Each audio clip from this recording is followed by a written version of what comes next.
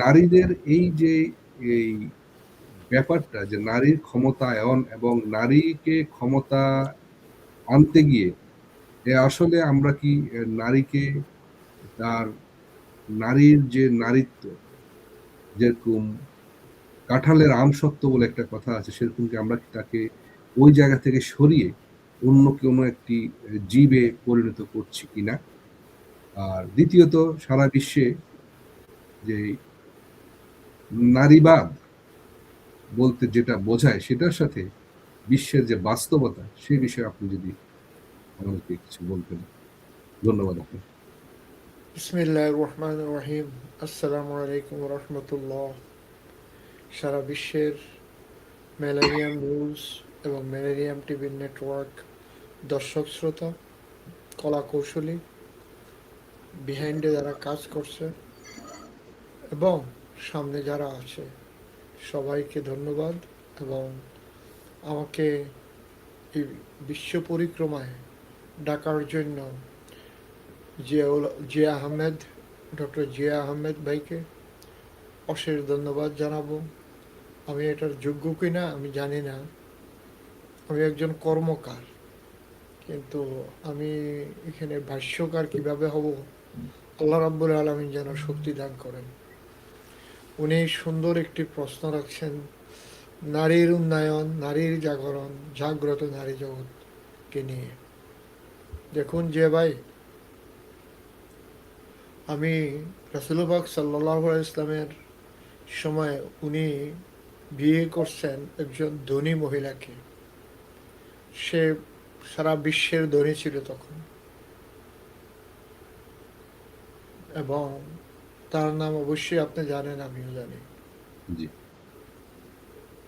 এবং ওনাকে দিয়ে তারপর রাসূল পাক সাল্লাল্লাহু আলাইহি ওয়াসাল্লাম মেয়েকে দিয়ে সারা বিশ্বের নারী জগৎকে ইসলামের দিকে ডাক দিয়ে নিয়ে আসছেন।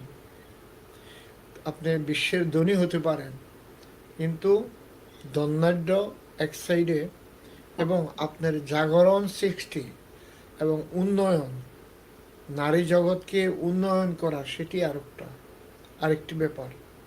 এখন আপনি এখানে নারীদের অবস্থান নিয়ে পুরুষরা যেই কুকর্ম করছে, এটা কি নারীর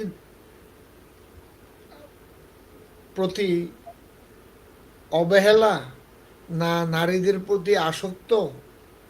ওর এখানেও আমাদের লাস্ট, আল্লাহ ওনাকে ভালো রাখুক, সুস্থ রাখুক, দীর্ঘ আয়ু কামনা করি। আমাদের জনাব প্রেসিডেন্ট বাইডেন সাহেব, তার আমলে 4 বছর হাজার হাজার পুরুষ মহিলাকে ট্রান্সজেন্ডার করছে। তা কি জানেন আপনি? জি। এবং তাদেরকে ভাতা পর্যন্ত তখনকার সরকার দিচ্ছে, এখন দেন নাই। সো আপনার এই নারী জগৎকে কলঙ্কিত করার জন্য এই কাজগুলো করা হয়েছে।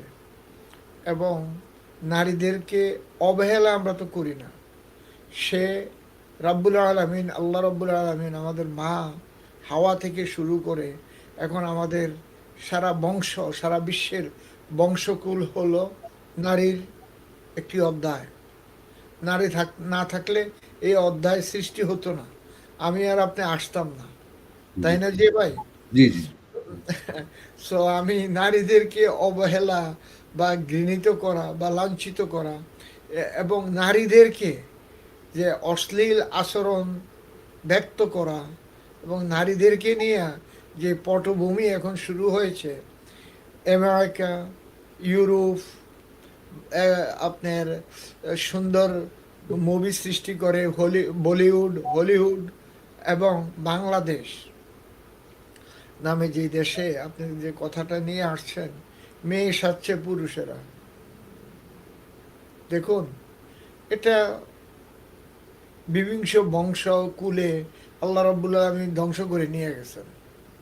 যারা এই ধরনের কুকর্মে লিপ্ত হবে, জিনায় লিপ্ত হবে, এবং পুরুষের সাথে জিনায় লিপ্ত হবে, মহিলার সাথে জিনায় লিপ্ত হবে, আল্লাহ পাক কিন্তু অনেক ধৈর্যশীল, রক্ষা রক্ষণাবেক্ষণকারী।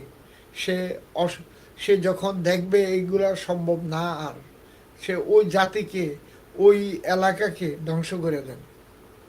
ইতালির, ফ্রান্সের, স্পেনের বহু জায়গা ধ্বংস করে দিচ্ছেন। ওকে, জি, জি, রব্বুল আলমিন তার কেরামত, আল্লাহ রব্বুল আলমিন যেন আমাদের সবাইকে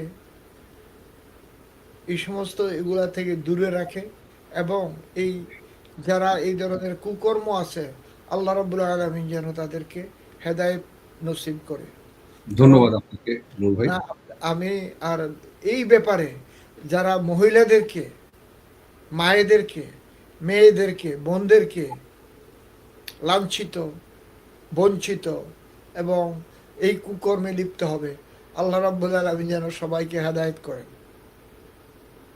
জি, ধন্যবাদ আপনাকে নূর ভাই। আপনি অত্যন্ত চমৎকারভাবে আমাদেরকে যে ধর্মীয় মূল্যবোধ এবং নৈতিক মূল্যবোধ এই দুইটির আলোকে আপনি আমার বিষয়টিকে ব্যাখ্যা করেছেন।